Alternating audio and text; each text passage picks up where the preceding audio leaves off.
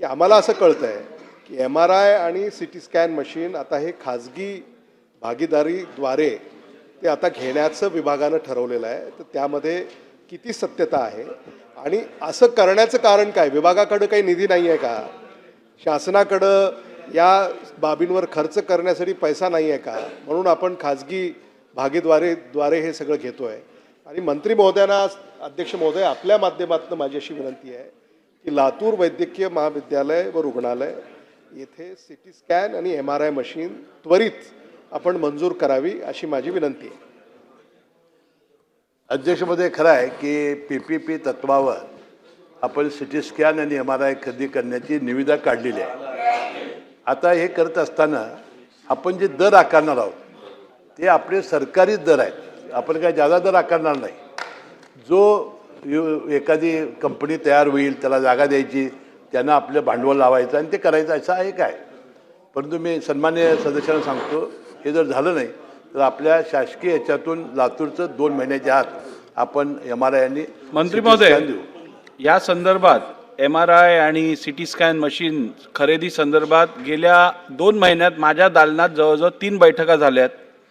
आपल्या विभागाचे मुख्य सचिव जे आहेत, अतिरिक्त मुख्य सचिव, ते पण आलेले. परंतु मुंबईसारख्या ठिकाणी सेंट जॉर्ज, GT, कामा आणि JJ हे प्रमुख हॉस्पिटल्स आहेत जिकडे राज्यभरातले पेशंट्स येतात. इकडे पण मोठ्या प्रमाणात CT स्कॅन आणि MRI मशीनची कमतरता आहे. 2 महिन्यापासून मी स्वतः पाठपुरावा करतो आहे, तरीही या CT स्कॅन आणि MRI मशीन जेवढ्या आवश्यक आहेत तेवढ्या देण्यात आल्या नाही आहेत. त्यामुळे दादा, सन्मान्य उपमुख्यमंत्री महोदय, या संदर्भात मला वाटतं शासनाने गंभीर दखल घ्यायची गरज आहे. आपल्याकडे फायनान्स पण आहे.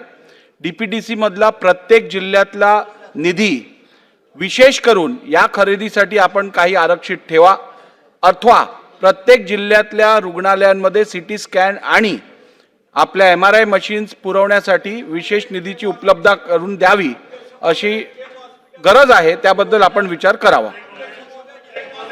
अध्यक्ष महोदय, ह्या संदर्भामध्ये मागे काही गोष्टी अशा घडलेल्या आहेत की तिथं DPC मध्ये त्याचे रेट इतके कमी जास्त आले.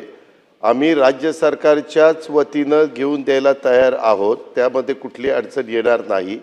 बऱ्याचदा टेक्निकल माणसं त्याची त्या बाबतीमध्ये मिळत नाहीत आणि मग मशीन घेऊन तिथं तशाच धूळखात पडतात.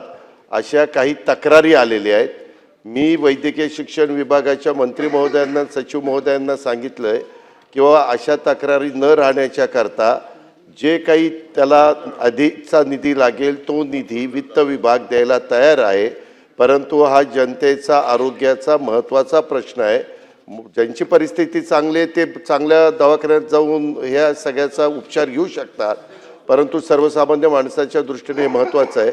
तरी देखील आपण जी सूचना केलेली आहे तशा प्रकारे नियोजन विभागाच्या तर्फे सूचना देण्यात येतील की आम्ही जो जिल्ह्याला वार्षिक योजनेला पैसे दिलेले आहेत त्या पैशातून त्याच्या रकमा आम्ही ठरवून देऊ, साधारण चांगल्या कंपनीचे काय आहेत, आणि त्या रकमेमध्ये त्यांनी जर घ्यायचं ठरवलं तर त्याला आम्ही मान्यता देऊ.